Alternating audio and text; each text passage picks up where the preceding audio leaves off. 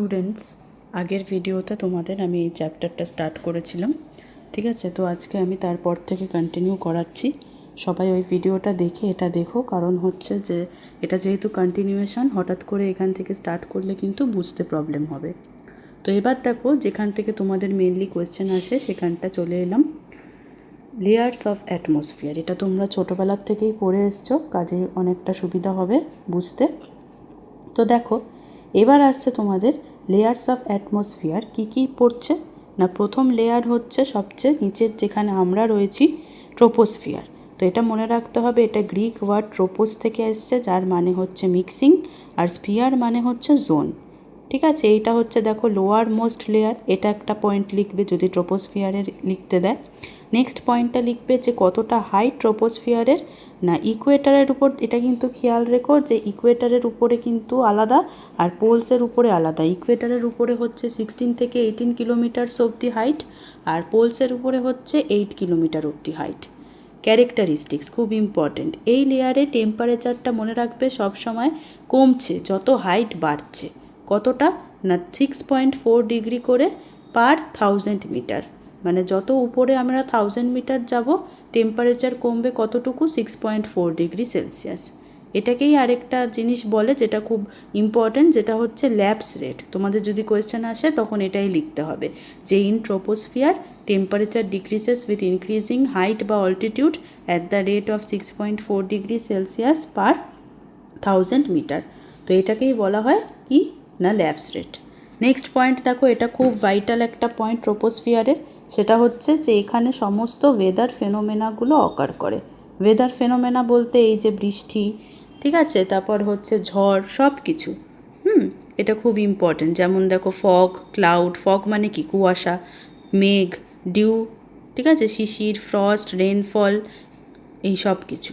তাই জন্য এই লেয়ারটাকে বলা হয় লেয়ার অফ টার্বিউলেন্স। তাহলে তোমাদের এরকমও কোয়েশ্চেন আসতে পারে যে লেয়ার অফ টার্বিউলেন্স কোন লেয়ারটাকে বলা হয়, ঠিক আছে? বা তোমাদের ক্যারেক্টারিস্টিক্স যদি লিখতে আসে ট্রোপোস্ফিয়ারের, তখন এই পয়েন্টটা কিন্তু ইনক্লুড করতে হবে, ঠিক আছে? এবার দেখো আসছে যে এখানে সমস্ত এয়ার পলিউশনগুলো এই লেয়ারেই হয়, এটাও একটা important point. Velocity of wind, মানে যার speed with direction increases with increasing height, এটা অতটাও ইম্পর্টেন্ট নয়। এবার দেখো নেক্সট লেয়ার আসছে নাম্বার সেকেন্ড, যে লেয়ারটা হচ্ছে স্ট্র্যাটোস্ফিয়ার। স্ট্র্যাটোস্ফিয়ারটা কতটা হাইট খেয়াল রাখবে, 50 কিলোমিটার। এটার কিন্তু ওরকম ইকুয়েটার পোলসে আলাদা আলাদাভাবে মনে রাখার মতন নেই, ঠিক আছে? নেক্সট পয়েন্ট কি বলেছে, বৈশিষ্ট্যগুলো দেখো, টেম্পারেচার বাড়ে with increasing height or altitude. তার মানে দেখো তোমাদের খেয়াল রাখতে হবে যে সবসময় একটাতে কমছে একটাতে বাড়ছে। মানে কি বলতে চাইছি না, হচ্ছে যে দেখো প্রথম যে আমরা পড়লাম ট্রোপোস্ফিয়ার, ট্রোপোস্ফিয়ারে কি দেখলাম না, যত হাইট বাড়ছে তত আমাদের কি হচ্ছে না টেম্পারেচারটা কমছে। কিন্তু এটা হচ্ছে স্ট্র্যাটোস্ফিয়ারে আবার উল্টোটা দেখব, কি হবে না যত হাইট বাড়ছে তত টেম্পারেচার বাড়বে। আবার তার পরের লেয়ারে উল্টো হবে, মানে ঠিক ট্রোপোস্ফিয়ারের মতন হবে, যত হাইট বাড়বে তত টেম্পারেচার কমবে। এরকমভাবেই হতে থাকবে, ভাইস ভার্সা করে, ঠিক আছে? এটা একটু খেয়াল রেখো, তাহলে অতটা মুখস্থ করতে লাগে না। Lower part of this layer মানে স্ট্র্যাটোস্ফিয়ারের 25 থেকে 35 কিলোমিটারের মধ্যে বলেছে ম্যাক্সিমাম কনসেন্ট্রেশন অফ ওজোন দেখা যায়, যেটাকেই বলা হয় ওজোনোস্ফিয়ার। তাহলে তোমাদের যদি কোয়েশ্চেনে আসে যে ওজোনোস্ফিয়ার কি, বা যদি এটাও আসে যে কোথায় দেখা যায়, লিখতে পারবে কোন লেয়ারে দেখা যায়। স্ট্র্যাটোস্ফিয়ারে দেখা যায় ওজোন, আর এখানেই বলা হয় তাই জন্য ওজোনোস্ফিয়ার। এটাও কিন্তু খুব ইম্পর্টেন্ট একটা পয়েন্ট। নেক্সট দেখো বলেছে যে এখানে যেহেতু কোনো উইন্ড কারেন্ট নেই, মেঘ নেই, ওয়াটার ভেপার নেই, তাই জন্য এখানে বলা হয় এটাকে কি না লেয়ার অফ কামনেস বলা হয়। তাহলে এটাও একটা ইম্পর্টেন্ট পয়েন্ট স্ট্র্যাটোস্ফিয়ারে, যেহেতু এখানে কোনো রকম ওয়েদার ফেনোমেনা অকার হয় না যেটা ট্রোপোস্ফিয়ারে অকার করে, তাই এটাকে বলা হয় layer of calmness. Sometimes transmission of mother of pearl clouds occur, হিয়ার লাগবে না, এয়ারের ডেন্সিটিটা এখানে খুব কম থাকে, ঠিক আছে? এবার আসছে নেক্সট যেটা, সেটা হচ্ছে মেজোস্ফিয়ার, ঠিক আছে? মেজোস্ফিয়ারে তাহলে দেখো কি কি রয়েছে না, প্রথমে জানতে হবে হাইটটা কতটুকু, দেখো up to 80 kilometre in the atmosphere. Next দেখো বলেছে মেজো কথাটার মানে হচ্ছে মিডল। তো এখানে দেখো বৈশিষ্ট্যগুলো কি লিখেছে না, ঠিক যখন আমরা যাব উপরের দিকে তখন কি হচ্ছে, এই যে temperature again starts decreasing with increase in height, ঠিক আছে, ওটা লেখেনি এখানে, কিন্তু এটা হচ্ছে গিয়ে মানে বোঝা যাচ্ছে যে এটাই বলতে চাইছে। Minimum temperature at the upper limit, এটা একটু খেয়াল রেখো, যেহেতু এটা হচ্ছে যে যত আমাদের হাইট বাড়বে তত টেম্পারেচার কমছে, তো এখানে ম্যাক্সিমাম কতটা হতে পারে, কমতে পারে টেম্পারেচার না -90°C। ঠিক আছে, এয়ার প্রেশারটা এখানেও কম। আরেকটা এটা ইম্পর্টেন্ট বৈশিষ্ট্য যেটা হচ্ছে বা ক্যারেক্টারিস্টিক্স এই মেজোস্ফিয়ার লেয়ারের হচ্ছে মিটিওরস, বা এখানে লিখেছে কসমিক পার্টিকেলস, অ্যাকচুয়ালি এটা হচ্ছে meteors. Meteors are destructed as they come in contact with the mesosphere. ঠিক আছে, আর এখানে এক রকমের নকটিলুসেন্ট ক্লাউডস দেখা যায়, এটা অতটাও লাগবে না। আচ্ছা, এবার দেখো এটা খুব ইম্পর্টেন্ট, রিমেম্বার যেটা লেখা রয়েছে, the upper limit of troposphere which is about 3 kilometre thick is called tropopause. মানে কি, যেখানটা হচ্ছে গিয়ে স্ট্র্যাটোস্ফিয়ার যেখানটা থেকে স্টার্ট হচ্ছে, দেখো ছবিটাতে ট্রোপোপস ঠিক যেখান থেকে স্ট্র্যাটোস্ফিয়ার স্টার্ট হচ্ছে, এই পিকচারটা ভালো করে মাইন্ডে নিয়ে নেবে, তাহলে অনেকটা তোমাদের লিখতে সুবিধা হবে। লেয়ার অফ টার্বিউলেন্স বলেছি এর আগে, দেখো ল্যাব স্টেট, নর্মাল ল্যাব স্টেটটা এখানে লেখা রয়েছে, যেটা একটু আগে বলছিলাম, পড়ে নিও। ঠিক আছে, স্ট্র্যাটোস্ফিয়ারটাও এই যে এরকমই স্ট্র্যাটোপজ হচ্ছে ঠিক যখন স্ট্র্যাটোস্ফিয়ার শেষ হচ্ছে আর মেজোস্ফিয়ার স্টার্ট হচ্ছে। ঠিক আছে, আর লেয়ার অফ কামনেস কেন বলা হয় সেটাও এখানে লেখা হয়েছে।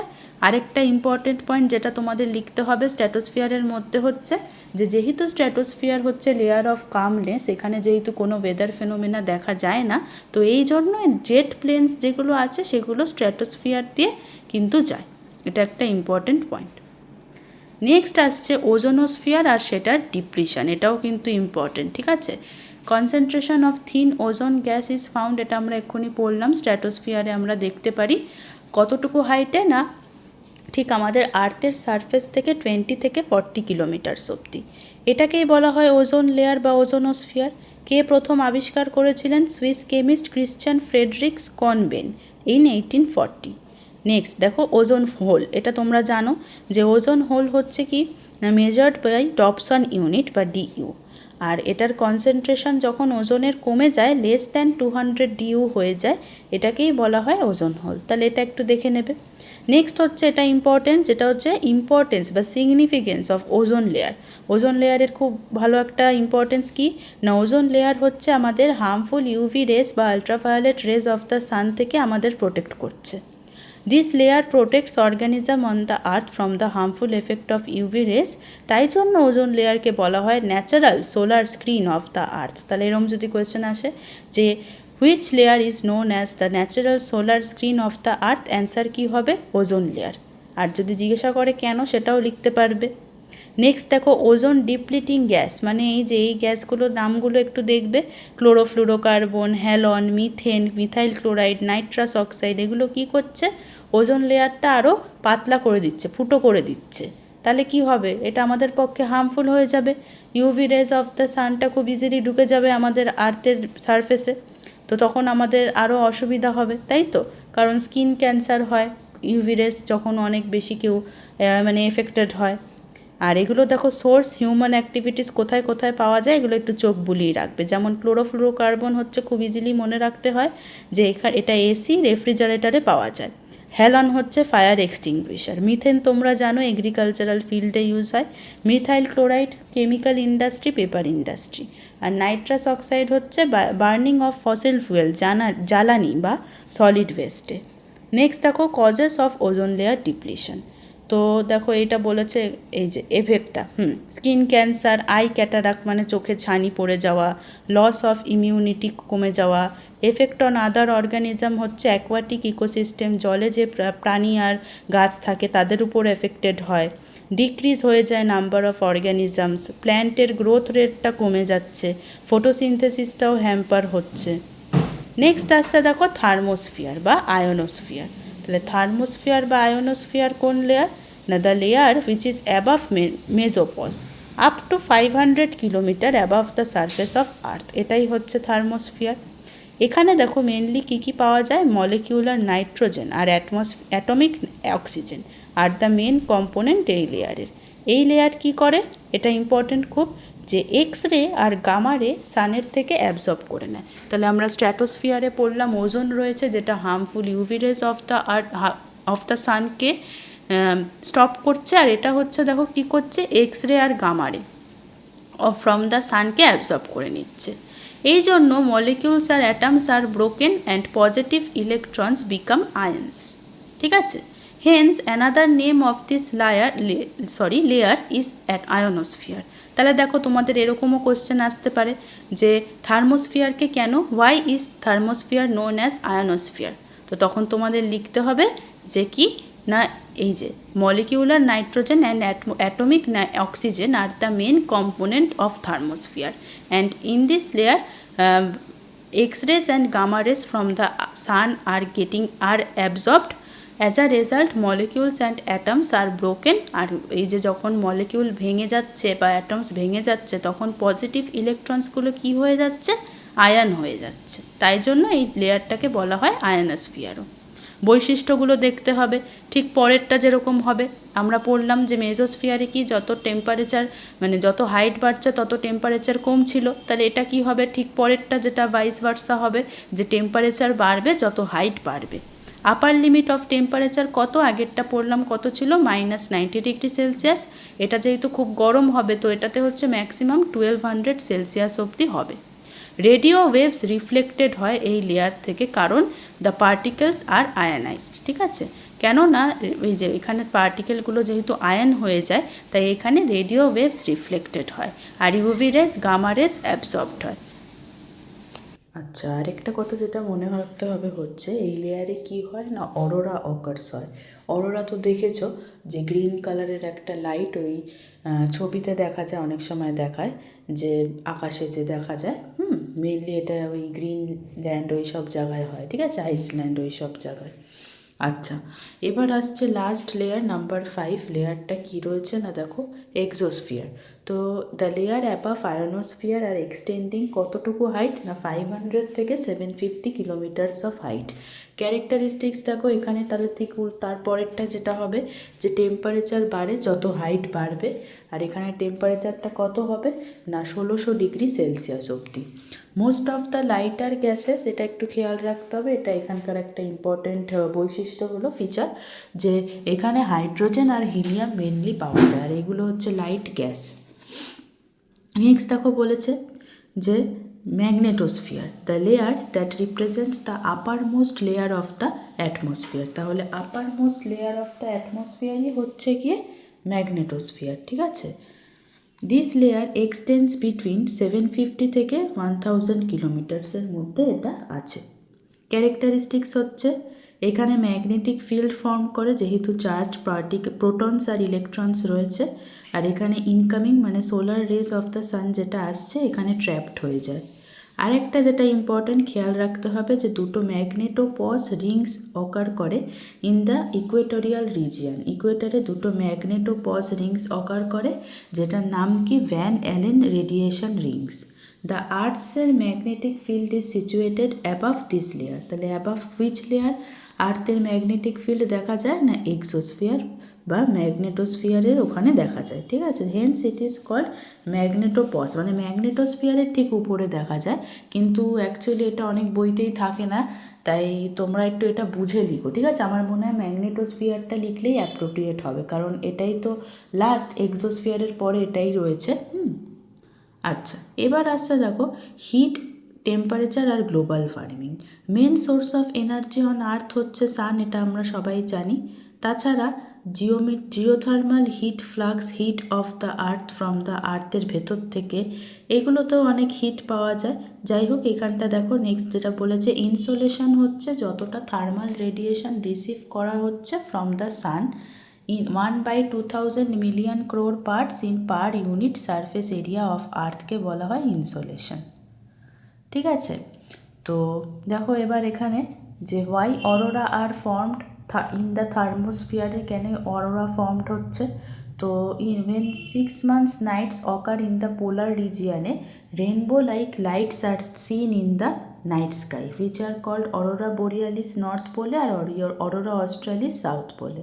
এটা ছবিটা সার্চ করে দেখবে, খুব সুন্দর। ঠিক আছে, Because of magnetic deflection of various charged molecules in the ionosphere, যেহেতু মানে অনেক আয়ন্স দেখা যায় আয়নোস্ফিয়ারে, প্রোটনস আর ইলেকট্রনস অফ দ্য মলিকিউলগুলো একে অপরের সাথে কন্ট্যাক্টে চলে আসে, মানে টাচে চলে আসে আর এক্সাইটেড হয়ে যায়, আর তখন আলোটা ছড়িয়ে এরকম অরোরা ক্রিয়েট করে।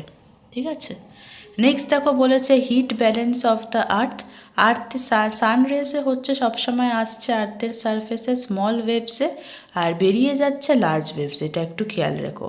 তাই জন্য আর্থের অ্যাভারেজ টেম্পারেচারটা সারফেসের উপর সবসময় সেমই থাকছে, এটাকেই বলা হয় হিট ব্যালেন্স অফ আর্থ। ঠিক আছে, তো দেখো হিট বাজেট এই যে এইগুলো সমস্ত পড়ছে, এগুলোই এখন পড়বে। অ্যালবেটো কাকে বলে এটা একটু ইম্পর্টেন্ট জেনে রাখবে, যে taking 100% of the total solar radiation from the San 34% back করে চলে যায় রিফ্লেক্ট হয়ে, আর স্ক্যাটার্ড মানে ছড়িয়ে যায় স্পেসের মধ্যে, যার মধ্যে রয়েছে 34%-এর মধ্যে রয়েছে দেখো, আচ্ছা 34%-এর মধ্যে না, বাকিটা বলেছে, ঠিক আছে, 25% বাই ক্লাউড, 7% বাই অ্যাটমসফিয়ার আর ডাস্ট, আর 7% by surface. This is called albedo of the earth. দেখি একটুখানি টোটাল করে কি 100 হচ্ছে? 25 + 7 32, 32 + 7 39, না হচ্ছে না তো 100। আচ্ছা, তোমাদের এতটা মানে ইয়ে করে মনে রাখতে হবে না, এখানে ডেফিনেশনটা আসলে ভালো করে দেয়নি, মানে মোটামুটি এটা মনে রাখো যে এই যে এখানটাতে দেখো ভালো করে বুঝতে পারবে, এই যে heat budget 100% incoming solar radiation, তার মধ্যে অ্যালবিডো হচ্ছে 34% আর বাকিটুকু হচ্ছে সোলার রেডিয়েশন 66%। এই অ্যালবেডো 34%-এর মধ্যে দেখো ক্লাউড হচ্ছে 25%, অ্যাটমসফিয়ার আর ডাস্ট পার্টিকেল হচ্ছে 7%, আর আর্থের সারফেস হচ্ছে 2%। এখানে তাহলে এই 7%টা ভুল দিয়েছে, ঠিক আছে, অ্যান্ড 7% বাই দ্য সারফেস নয়, অ্যান্ড 2% বাই দ্য সারফেস হবে, তাই ভাবছি যে এটা তো হচ্ছে না। ঠিক আছে, তাহলে দেখো বলেছে অ্যালবিডো মানে এই যে আর্থ থেকে সোলার রেডিয়েশনটা যেটা রিফ্লেক্ট ব্যাক করে যায় স্পেসে, এটা সব জায়গায় ইকুয়াল নয় আর্থের সারফেসে। এটা মনে রাখতে হবে অ্যালবিডোটা কোথায় সবচেয়ে বেশি, না যেখানে আইস কভার্ড এরিয়াস, আর মিনিমাম কোথায়, যেখানে জল। এফেক্টিভ সোলার রেডিয়েশন এই যে পড়লাম 66%, তো 66% of the incoming solar radiation from the sun কী করে, আমাদের অ্যাটমসফিয়ারকে হিট করে দেয় বিভিন্ন পদ্ধতিতে। ডাইরেক্ট অ্যাবজর্পশন যেটা কিনা 19%, of which 17% by the atmosphere আর 2% বাই দ্য ক্লাউড।